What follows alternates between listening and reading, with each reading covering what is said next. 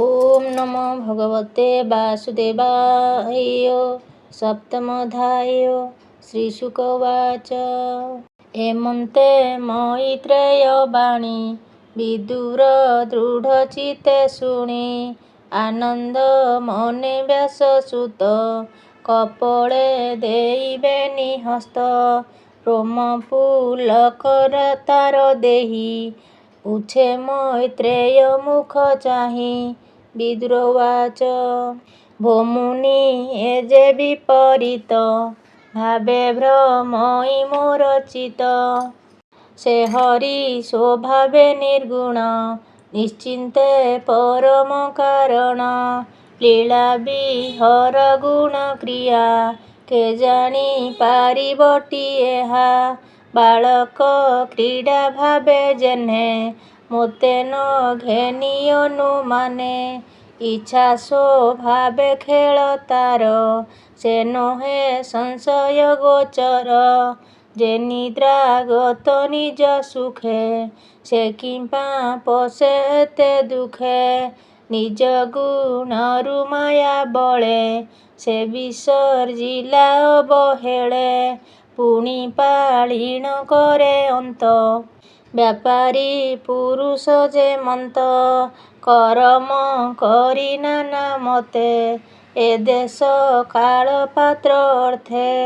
हेमन्ते सृष्टि से करई से धर्म तांकु न लागई माया संजोग निपातने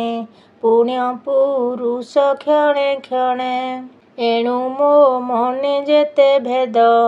ज्ञान खड्ग घेनि छेद। श्रीशुकवाच। कहन्ति शुण मुनिवर शुण परीक्ष दण्डधर हेमन्ते विदुरଙ୍କ वाणी सानन्दे मैत्रेय शुणि मैत्रेयवाच।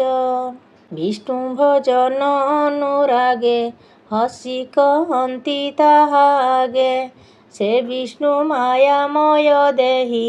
हेमन्त मनकु मोहई ईश्वर स्वभावे विमुक्त से भावे प्रयोजन युक्त आत्मार विपरीत भावे ईश्वर महिमा स्वभावे शरीर भेदे आत्मा करे जेसने दर्पण भितरे देखन्ते पुरुष कुशोहे तार विकारु देह बहे करम करई करई से जेन्हे ताकु न लागई अक्षय विष्णु माया बळे चंद्रमा छाया जेन्हे जळे जल कंपने से कंपई से जेन्हे तांकु न लागई ए जीव विष्णु माया बळे आत्मारे न रहे निश्चले जोगिए जोग ध्यान बळे आत्मारे न रहे निश्चले इंद्रिय तांकु न लागई अंतरे निश्चले रहई विष्णुर पादे सेहि मते जे बाचिंतन्ति अविरते ताहांक देहे क्लेश जेते दहिर्य हुअन्ति समस्ते एणु कृष्णर गुण कथा से जे शुणे जे अभाव कथा अशेष क्लेश तांक देहे दहन हन्ति तृण प्राये से हरि पाद पद्म गंधे चित लोभित मकरन्दे नृत्य चिन्हन्ति भृंग प्राय तांकु न लागे जम भय। विदुरवाच। भोमुनि तुम्भ वाक्य आसी मो मन संशय विनाशी क्षीण संशय होई जेन्हे विस्तारी बसन्ति कारणे ए सृष्टि विस्तार कारणे जे मन्ते प्रजापति गणे संग संगते प्रतिसंग मोहन अनन्तरे वर्ग एहांक तहु वंश जेते जन्मिले वंशानुचरिते ବିରାଟ ରୂପ ଦେହ ମଧ୍ୟେ ଯେବା ବସନ୍ତି ଅଧ ଊର୍ଦ୍ଧ୍ୱେ ଚତୁର ଲୋକେ ଦେହ ସ୍ଥିତି କେତେ ଅନ୍ତରେ ଅଛନ୍ତି ଦେବ ମନୁଷ୍ୟ ପଶୁ ଗଣେ ପକ୍ଷୀ ପତଙ୍ଗ ଭୂମି ତୃଣେ ସ୍ୱେଦ ଅଣ୍ଡଜ ଜରାୟୁଜ ଉଦ୍ଭିଦ ଆଦି ବୃକ୍ଷରାଜ ଯେଣୁ ସେ ଯେବାଦି ଭାର ସୃଷ୍ଟି ପାଳନର ଅନ୍ତର ତେଣୁ ସେ ସର୍ବେ ଶ୍ରୀନିବାସ ଯାର ମହିମା ଅବକାଶ ଯେ ବର୍ଣ୍ଣାଶ୍ରମଙ୍କ ବ୍ୟବହାର ଯେ ଜଳ ଅଣ୍ଡଜ ଆକାର ଋଷିଙ୍କ ଜନ୍ମ କର୍ମ ଯେତେ ଦେବ ବୃଷର ସଧମତେ ଯୋଗ ସାଧନେ କେତେ ସାଧି କର୍ମ ବା କେତେକ ବିରୋଧୀ ନିଷ୍କାମ ବିଧି ଯେତେ ସାର ଯେମନ୍ତେ ତତ୍ତ୍ୱର ବିଚାର ପାଷାଣ ପଥ ବନ ସମ ଯେ ପ୍ରତିଲୋମ ଅତିଲୋମ ଜୀବର ଗତି ଯେତେ ମାର୍ଗେ ସମ୍ପୂର୍ଣ୍ଣ ଗୁଣ କର୍ମ ଯୋଗେ ଧର୍ମାର୍ଥ କାମ ମୋକ୍ଷ ଆଦି ଯେ ମାର୍ଗେ ଯେମନ୍ତେ ସମ୍ପାଦି ଯେବା ତ୍ରିଦଣ୍ଡ କରେ ଘେନି ଯେ ବେଦ ବିଧି ଅନୁମାନି ଶ୍ରୀଧର ସେବା ନୀତି ବିଧି ପିତୃଗଣଙ୍କ ସ୍ନାନ ଆଦି ଗ୍ରହ ନକ୍ଷତ୍ର ତାରା ଗଣେ ଯେ କାଳ ରୂପୀୟ ପ୍ରମାଣେ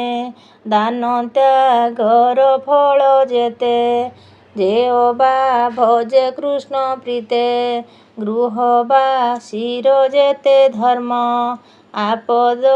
କାଳେ ଯେବା କର୍ମ ଯେଣେ ଗୋବିନ୍ଦ ତୋଷ ହୋଇ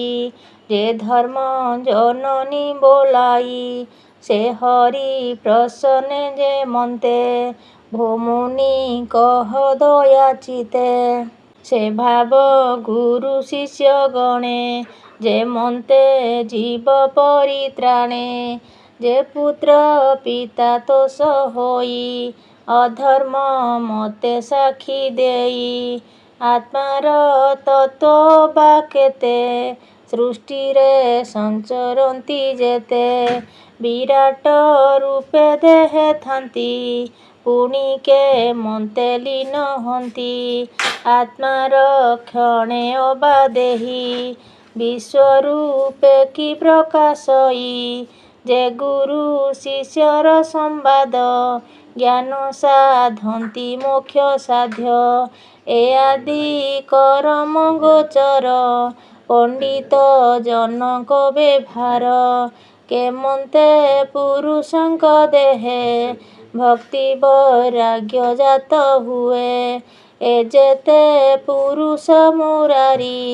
ହରି ମହିମା ଇଚ୍ଛା କରି